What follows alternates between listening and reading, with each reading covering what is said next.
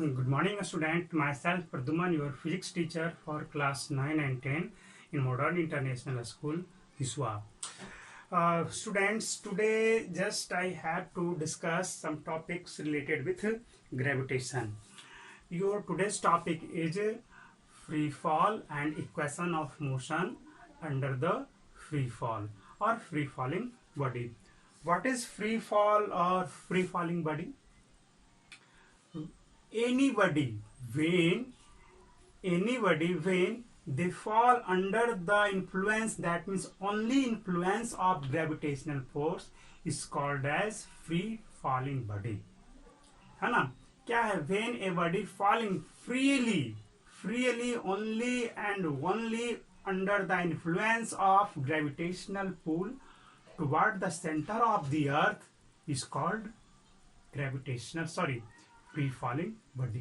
क्या है कि कोई भी बॉडी है जिसका टेंडेंसी क्या है, अर्थ के सेंटर की ओर जाना, तो सिर्फ और सिर्फ एक ही फोर्स लगे, ग्रेविटेशनल फोर्स ही लगे, और उसकी वजह से जब ये नीचे गिरता है तब ऐसे बॉडी को हम लोग फ्री फॉलिंग बॉडी बोलते हैं. चलिए कुछ और आगे इसमें सीखें. तो ये तो था फ्री फॉल. अब हम लोग इस फ्री फॉलिंग बॉडी के लिए इक्वेशंस ऑफ मोशन को भी हम लोग सीखेंगे. What is equations of motion, कैसे इसको हम लोग जानेंगे. हम लोग जानते हैं equations of motion in linear motion. In linear motion v equal to U plus A T. यहाँ पर v final velocity, u initial velocity, और एक क्या है आपका acceleration, that is uniform acceleration. And in gravitational pull acceleration is also uniform, g equal to 9.8, है ना. g का वेरिएशन होता है बहुत ज्यादा हाइट पे चले जाने पर होता है ना. थोड़ा बहुत हाइट पर हो, 1 किलोमीटर 2 किलोमीटर के आसपास में हो, तो उससे ज्यादा वेरिएशन नहीं होता. g 9.8 है तो हो सकता है कि 9.78 हो जाए, 9.76 हो जाए, बट स्लाइटली डिफरेंस होगा. बहुत ज्यादा हाइट 10 किलोमीटर पे चले जाएं, 20 किलोमीटर पे चले जाएं, तब जा करके आपका थोड़ा ज्यादा हो सकता है ना. ठीक है, तो इसलिए हम ग्रेविटेशनल एक्सेलरेशन जी को कांस्टेंट ही मान करके चलते हैं. तो यहाँ पर यूनिफॉर्म एक्सेलरेशन है. तो जब कोई फ्री फॉलिंग बॉडी है, ऊपर से नीचे गिर रहा है ना, तो उसका भी क्या होगा, एक्सेलरेशन कांस्टेंट एक किसकी इक्वल टू हो जाएगा जी के बराबर हो जाएगा. जैसे इसमें हम लोग करते थे v equal to U plus A T. यहाँ पर क्या होगा, इसमें ग्रेविटेशनल पुल में आपका क्या होगा, just you have to replace the acceleration with gravitational acceleration, that is v equal to U plus G T. u is initial velocity. अगर आपको किसी बॉडी को सिर्फ ड्रॉप कर दिया जाए, तो जिस समय हमने ड्रॉप किया, अगर वहां से वेलोसिटी को कंसीडर किया जाए, तो इनिशियल वेलोसिटी क्या होगी. इनिशियली जब आप देख रहे हो तो ये तो पेन रेस्ट में है, तो इनिशियल वेलोसिटी उस समय 0 हो जाएगा.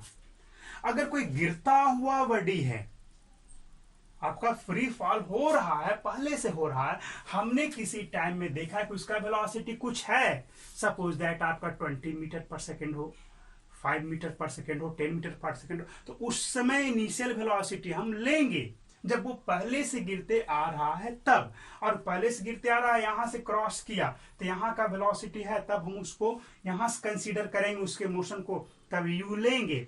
बट जब स्टार्टिंग से लेंगे, जहां से गिरना स्टार्ट हुआ, तो जहां से गिरना स्टार्ट हुआ उस समय इनिशियल वेलोसिटी क्या हो जाएगा, 0. मैंने यहाँ पे लिखा है when body is drop from certain height h, their initial velocity of the body is taken to be 0.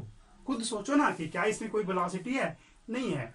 चलने के बाद वेलोसिटी इंक्रीज होता है. ठीक है, तो ये है हमारा. तब उस केस में, जैसे इस केस में v equal to U plus G T था, तो u तो 0 हो जाएगा, है ना. तो यहाँ पे u 0 हो जाएगा, तो 0 प्लस जी टी सिर्फ क्या हो जाएगा, G T. v equal to G T, है ना. अगर किसी को ड्रॉप कर दिया जाए, कहा दिया जाए कि 5 सेकेंड बाद उसका वेलोसिटी क्या होगा, 5 सेकेंड के बाद, तो आप सिंपल सा क्या करोगे, v equal to G T लगा दो. g आपका 9.8 इंटू 5 क्या हो जाएगा, मल्टीप्लाई करोगे तो आपका 49 आएगा, है ना. 49 मीटर पर सेकेंड आ गया. 5 सेकंड में ही उतना वेलोसिटी गेन कर लिया।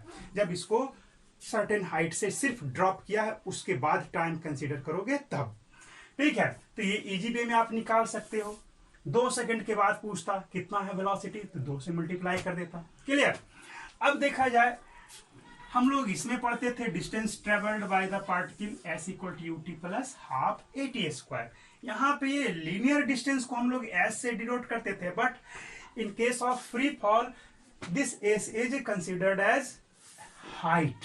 इसे हाइट से हम लोग रिप्रेजेंट करते हैं, यानी कि एच हाइट। तो आपका टी टाइम में कितना नीचे उतरेगा, टी टाइम में कितना हाइट को रिड्यूस करेगा, कितना हाइट नीचे की ओर कवर करेगा, उसे हम एच बोलते हैं, एच से रिप्रेजेंट करते हैं। तो उसके लिए क्या हो जाएगा, एच इक्वल टू यहाँ पे UT plus half AT square, यहाँ पर भी UT plus half GT square, है ना, UT plus half GT square, है ना। तो यहाँ पर भी हो जाएगा, एच निकाल लोगे कि टी टाइम में कितना नीचे आया, एच नीचे आया है।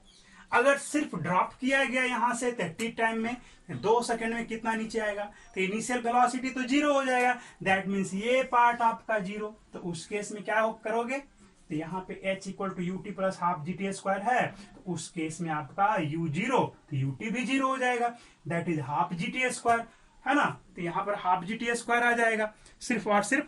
क्लियर है। तो यहाँ अगर जो आपसे कह दिया जाए कि 2 सेकंड में जैसे ही इसको ड्रॉप किया तो कितना नीचे आएगा, तो देखो h equal to half 9.8 into 2 का स्क्वायर, ये कैंसल, यानी कि 19.6 मीटर आएगा। 2 सेकंड में कितना डिस्टेंस ट्रेवल्ड कर लेगा जी, तो 19.6 मीटर कवर कर लेगा। 4 सेकंड में पूछ दिया जाए तो h इक्वल टू सिर्फ हाफ 9.8 आई इंटू 4 का स्क्वायर, बाकी आप कैलकुलेट कर सकते हैं। यहाँ पे 8 बचेगा, 8 इंटू ये जो भी होगा आंसर हो जाएगा, अप्रोक्सीमेटली 78 मीटर आएगा। जो भी हो, है ना, 78 नहीं कुछ अलग आएगा, 74 मीटर के आसपास आएगा। ठीक है, तो ये है आपका डिस्टेंस कितना ट्रेवल किया, कितना हाइट नीचे वो रिड्यूस हुआ, उसे फाइंड आउट करने का वे है। एक और है इक्वेशन हमारा, क्या है, V square equal to U square plus 2as, है ना। टाइम नहीं मालूम है, बट आपको किसी जगह पे वेलोसिटी मालूम है कि आपका किस वेलोसिटी से वो बॉडी टकराया है ना। जैसे आपका यहाँ पर से, चलिए इस चीज को और एक्सप्लेन करते हैं कि जैसे कोई बॉडी चला, यहाँ पे टकराने का वेलोसिटी मालूम है, आपसे सवाल कर दिया जाए कि कितने हाइट से वो गिरा, कितने हाइट से वो गिरा, उस केस में क्या करोगे, सिर्फ you V square equal to 2gh वाला जो रिलेशन है उससे निकाल लोगे, v का वैल्यू पुट कर दोगे वैल्यू, और g का तो मालूम ही है, h आपका निकल जाएगा कि कितने हाइट से गिरा है। देख रहे हो, V square equal to U square plus 2s, यहाँ पे क्या हो जाएगा 2gh, और जब u 0 तो आपका V square equal to 2gh। Clear है। तो ये तो था हमारा इक्वेशंस ऑफ मोशन। चलिए इसमें कुछ और हम लोग सीखते हैं। हाँ, देखा जाए अगला टॉपिक हमने लिया है time taken to reach the ground when bodies fall from H height. जब एच हाइट से किसी ऑब्जेक्ट को गिराया जा रहा है तो वो कितने टाइम में ग्राउंड पे आएगा, ये सवाल है आपका। तो देखो उसके लिए क्या होगा, आपका हमें एच हाइट से गिराया गया है ना, तो देखो हम लोग जानते हैं S equal to UT plus half AT square, है ना, और H equal to UT plus half GT square. जब ड्रॉप किया गया यानी इनिशियल वेलोसिटी 0 है, यानी h इक्वल टू क्या है आपका उस केस में ut plus half GT square है। u तो 0 है तो ये पार्ट 0 हो गया, दैट इज 2 इधर मल्टीप्लाई करोगे तो 2h equal to G into T, और t इक्वल टू क्या होगा, स्क्वायर है यहां से, T square equal to 2h by G, तो t हमारा हो जाएगा रूट अंडर 2h बाई जी, है ना। तो इस तरह से टाइम हमारा निकल जाएगा कि टी टाइम कितने टाइम में, हाइट दे दिया गया आपका 50 मीटर है हाइट, कि 50 मीटर से किसी बॉडी को गिराया गया है, कितने देर में नीचे आएगा जी, यहाँ पे पुट कर दो 2 इंटू 50, और जी का वैल्यू अप्रोक्सीमेटली कितना ले लो, 10 तो होता ही है ना, 9.8 होता है, तो आप 9.8 भी ले सकते हो, है ना। यहाँ से आप निकाल सकते हो 100, यहाँ 1000 हो जाएगा, आप निकाल लोगे। स्क्वायर रूट करने का 5 मीटर से है, अगर जो मान लीजिए 500 मीटर से गिराया गया तब कितना टाइम लेगा, 500 मीटर से गिरा छोड़ दिया गया तो कितने देर में वो नीचे आएगा। इसको भी हटाओगे कितना आ जाएगा आपका 10,000 और नीचे में 98, यहाँ से रूट में है तो 100 बाई जो भी होगा आंसर आ जाएगा, आप लोग बना लोगे, है ना। कैलकुलेशन सिर्फ करना है, ऐसे में हमने कुछ दिया नहीं है, इस ये मेथड है आपको निकालने का। थोड़ा सा कैलकुलेशन ज्यादा हो रहा था इसलिए मैंने छोड़ दिया। ये तो था टाइम। अब अगर जो पूछा जाए कि जब कोई बॉडी जमीन से टकराएगा, h हाइट से छोड़ दिया गया है, तो जो जमीन पर टकराने का समय उसका स्पीड क्या होगा, है ना। व्हाट इज द स्पीड, यहाँ पे क्या है, what is the speed of the body when reach the ground, है ना, when they reach the ground when fall from h height. जब h हाइट से छोड़ा गया है तो जमीन पर टकराने के समय उसका वेलोसिटी क्या होगा। तो देखो क्या क्या चीज है, हाइट दे दिया गया है ना जी, हाइट दे दिया, g तो दिया गया है ही, हमें v पूछा गया है, u तो हमारा 0 है ही, है ना। तो क्या इसमें से कौन सा रिलेशन निकालोगे, एक्सेलरेशन हमारा है ही g, s ये s इक्वल टू h है, ये है ही।